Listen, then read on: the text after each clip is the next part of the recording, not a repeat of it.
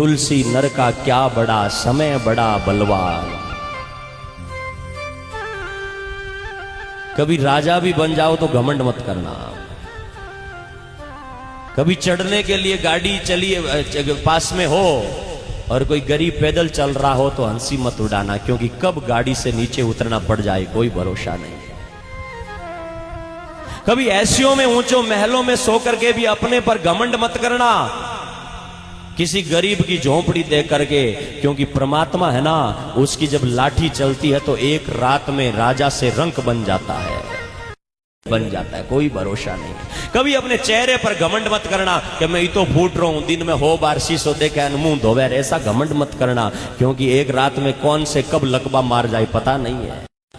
कोई चीज का घमंड नहीं। तुम्हारे पास में जितना जो कुछ मिला है ना, सुबह सुबह उठो तो मेरे उस परमात्मा का धन्यवाद करो कि रूप भी तेरा, धन भी मेरा, परिवार भी तेरा, सब कुछ तेरा है और तूने दिया है, बस मेरा कुछ भी नहीं है परमात्मा। कोई घमंड ना हो। वो राजा जिनके आगे नौकर चाकर सेवक यूं यूं आंखें टेढ़ी हो जाती तो जी हुक्म साहेब, जी हुक्म खड़े थे। आज वो राजा नंगे पांव चल रहा है, पैरों में कांटे गड़ रहे हैं, रो रहे हैं, आंखों में आंसू है, और तारा देवी पीछे पीछे चल रही है। कौन तारा देवी? जिनकी दासी जो है वो हमेशा हाथ जोड़ करके खड़ी रहती है,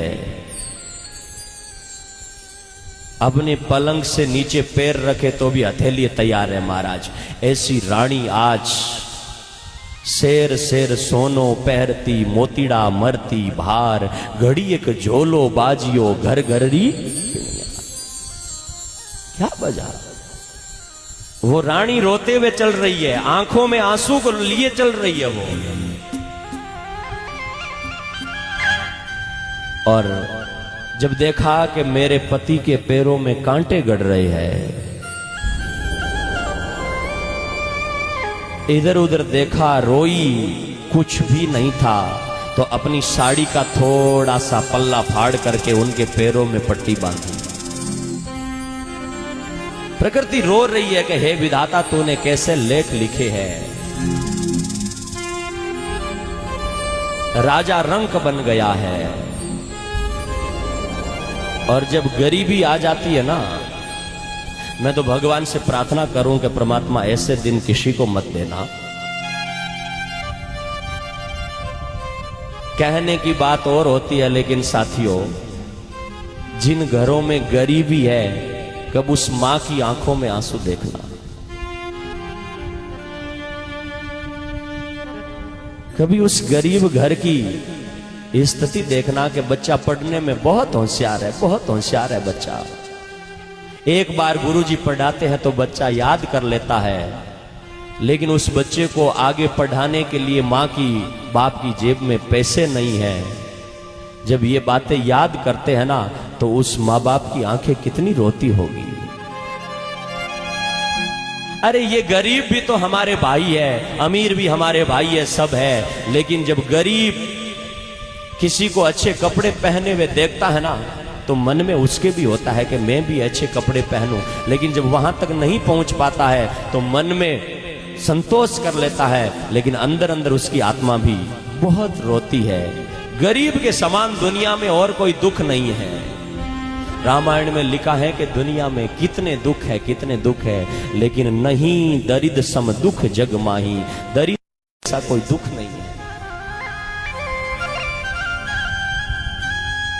कभी उस गरीब मां की झोंपड़ी में जाओ, या कभी किसी छोटे मकान में किसी मां को जिनके पास में रुपयों का अभाव है, फटी हुई पैरों की बवाई देखना, उसकी फटी हुई एड़ियां देखना, फटे हुए कपड़े देखना, लेकिन फिर भी वो गरीब माँ बाप संतान के लिए कितना कर जाते हैं, आप कल्पना नहीं कर सकोगे। वो गरीबी किसी को ना मिले, परमात्मा करे कि ऐसी गरीबी किसी को ना दे।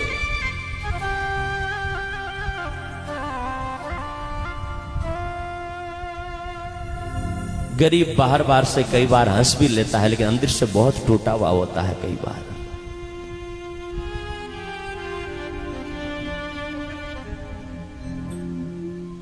उस गरीब को अगर आप कभी देखो, मैंने कहा ना, राजा एक रात में समय को भरोसो कोनी, कद पलटी मार जावे है। वो रुपये तो कब कोई ले जाएगा, कहाँ क्या हो जाएगा, लेकिन रुपयों का असली उपयोग लेना है ना, तो मैं आपसे ये नहीं कहूंगा कि आपका पड़ोसी गरीब है तो आप उसको आधे रुपए दे दो, है आपके घर में 50 लाख है तो 1 लाख दे दो, ये भी नहीं कहूंगा। मैं तो कह रहा हूं कि अगर किसी गरीब का आशीर्वाद लेना है और सच में नर रूप में नारायण का आशीर्वाद लेना है ना, तो वो परमात्मा सब देख रहा है, और आप अगर 1 दोगे तो आपको लाख वो देगा। इसलिए कभी अब स्कूल में फीस का टाइम चल रहा है, अगर कोई बच्चा पढ़ने में होशियार हो और आपके घर में 1-2 बच्चे हो पढ़ लिख करके योग्य हो गए हो, 2-4 नौकर हो गए हो, तो किसी गांव में ऐसे गरीब को खोजना के जो पढ़ने में बच्चा 7वीं 5वीं 8वीं 10वीं जो भी है बहुत होशियार है, लेकिन फीस नहीं भर पा रहा है। आप किसी को गांव में पता मत लगने देना और चुपचाप जाकर के उस बच्चे की फीस भर देना। उसकी आत्मा इतनी प्रसन्न होगी, गरीब का मन इतना राजी होगा, इतना प्रसन्न होगा,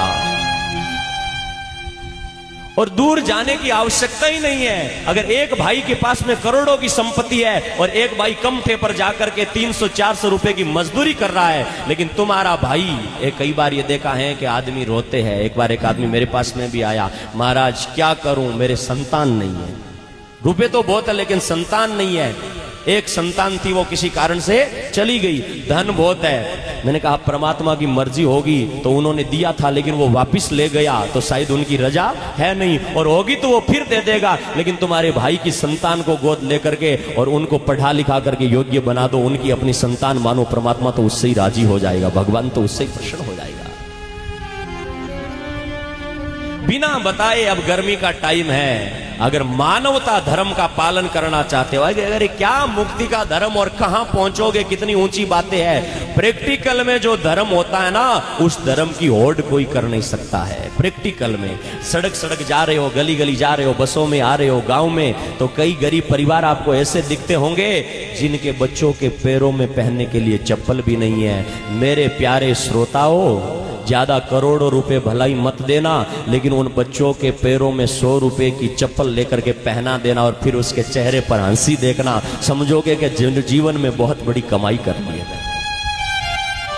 तो जीवन का भरोसा नहीं है, रुपए का भरोसा नहीं है। ये संपत्ति जब भी आपके पास में आए तो परमात्मा का लाख लाख शुक्र करो, उनका धन्यवाद करो कि कब हरिश्चंद्र की तरह महलों से निकल करके कांटों पर चलना पड़े, इसका भरोसा नहीं है।